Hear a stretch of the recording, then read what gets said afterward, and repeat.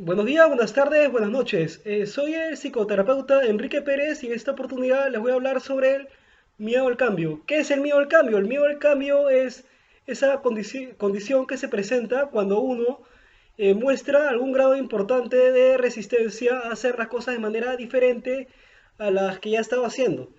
Esto puede darse ante situaciones que tienen que ver con dejar de lado costumbres, forma de hacer las cosas, por ejemplo, ciertas actividades, etcétera. Y esto hasta aquí no es mayor problema, sin embargo existen situaciones extremas de resistencia al cambio donde uno genera un apego grande, por ejemplo, a sentirse seguro, a sentir que puede controlar las cosas, a su zona de confort, ¿no?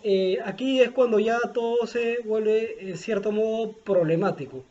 Y esto puede presentarse en situaciones de la vida cotidiana, sean estas, por ejemplo, una mudanza a un lugar diferente, por ejemplo, también cuando te cambian de puesto de trabajo o te asignan, digamos, nuevas responsabilidades.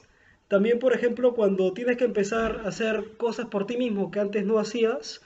Incluso también cuando, por ejemplo, uno termina una relación a la cual ha estado muy apegado, ¿no? En general, todo esto tiene que ver cuando te cambian las reglas del juego. Reglas del juego que tienes que aprender y que ya no puedes seguir con las mismas reglas que ya conocías. Bien, de una u otra manera sea porque uno percibe estos cambios como una gran amenaza y además uno se da cuenta en cierto modo de que su capacidad para predecir y controlar la situación se ha visto muy reducida. También se da, por ejemplo, porque uno tiene un temor extremo a desempeñarse muy mal. Se da también, por ejemplo, esa preocupación muy grande por saber si ese cambio finalmente nos va a beneficiar, ese temor muy grande a no saber cuánto tiempo va a durar ese proceso de incomodidad de cambio. A ser muy conscientes de que uno no tiene muy claro el camino a seguir, ¿no? Incluso también ese temor a fracasar en el intento y perder cierto respeto por otras personas que antes lo respetaban a uno.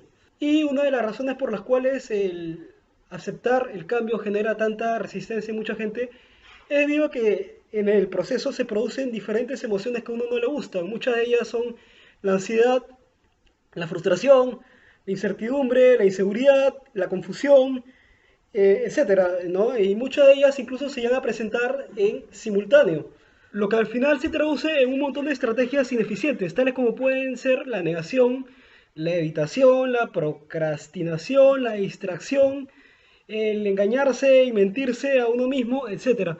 El problema con este tipo de estrategias es que uno finalmente termina reduciendo temporalmente el malestar, pero no ataca verdaderamente el problema ni llega a una solución real. Y esto particularmente sería contraproducente porque lejos de solucionar el problema, lo único que hace es incrementar finalmente todas las emociones que ha estado tratando de evitar. A ver, en resumen, todo comenzó con una interpretación exagerada de amenaza.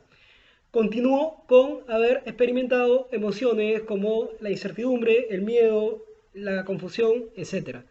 Siguió luego con el haber realizado estrategias no funcionales como la evitación, el autoengaño, la procrastinación, etc. Lo que en consecuencia nos generó un bienestar muy temporal, que finalmente se rompió ese equilibrio, digamos, cuando uno retomó conciencia y se dio cuenta que tenía ya que cambiar. Y al no haber cambiado cuando se tuvo que cambiar, uno incrementa esa inseguridad, esa confusión, ese temor, y todo se transforma en un círculo vicioso, ¿no? Entonces, eso es lo que está complicando que uno acepte el cambio. Y bien, según la terapia racional emotiva, existen diferentes pensamientos y creencias con los cuales hay que tener mucho cuidado porque pueden hacernos caer en una resistencia al cambio. Y pueden ser pensamientos tan habituales como, por ejemplo, no lo puedo soportar. ¿Por qué todo en este momento, que todo marcha tan bien, me tienen que cambiar las cosas? ¿Qué pasa si no me adapto? ¿Qué pasa si quedo como un tonto? ¿Cuánto tiempo va a durar esto? ¿Y qué garantías tengo yo de que este cambio me va a beneficiar? Etcétera.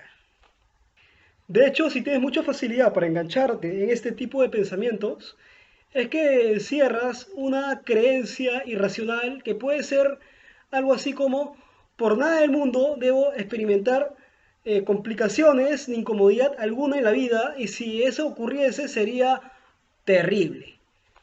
Y bien, así como existe cierto patrón de pensamientos tóxicos que generan estas creencias irracionales, también existe eh, cierto patrón de pensamientos más racionales, más equilibrados, que pueden generar creencias más sanas, ¿no? Y pueden ser también pensamientos como, si me tengo que hacer cargo de esto, lo voy a hacer. No es tan terrible que no me salgan las cosas bien, no es tan terrible el cambio, si no me adapto y quedo como un tonto, ¿qué importa? Puedo hacer todavía muchas cosas bien. Y también tengo que cambiar mis hábitos y es natural que esto ahorita me cueste. Nadie dijo que esto iba a ser tan fácil, ¿no? Entonces, eso es todo por ahora. Si tienen alguna duda, no duden en contactarme. Mis datos, mi teléfono están aquí, líneas abajo. Yo con gusto los voy a atender. Que tengan un buen día. Adiós.